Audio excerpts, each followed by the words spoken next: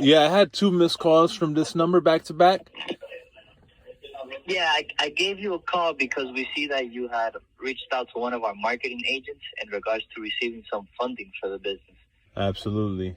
So what's going on though? You called me back to back. I just saw two missed calls like 1 minute apart, so that's why I was Yeah, calling. so my questions to you are, how much are you looking for? How much do you make on a monthly basis? Things of that nature.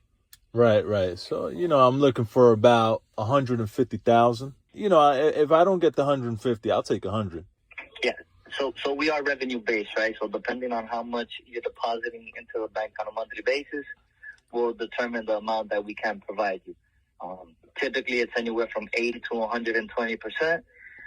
But what we do at times is, if you're willing to do so, we could provide you with two loans that could accumulate to the dollar amount that you're looking for if it does exceed your monthly revenue.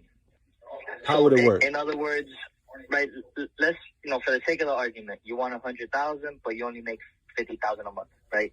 I could provide you 50,000 myself, and then I'll reach out to one of my other sister partners who also, are in the same airspace, and they will lend you an additional 50,000 Oh, on nice. top of like what I'm lending you. So you have two loans totaling up to 100,000 all in one shot. Nice. So, what he's talking about is stacking. Stacking is basically when you fund with one position and then you come and give another position. Typically, funders, the first position doesn't know that you're taking a second position, and if they did, it would be an automatic default usually. And not only would it be a default, but the person providing the funding, if they're the same person providing the second position, they can also run into some trouble as well.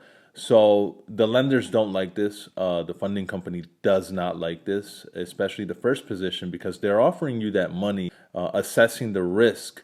And when they assess that risk, they're doing the numbers based on your revenue and the fact that you don't have a position. And that's the only reason they're offering that amount in the first place.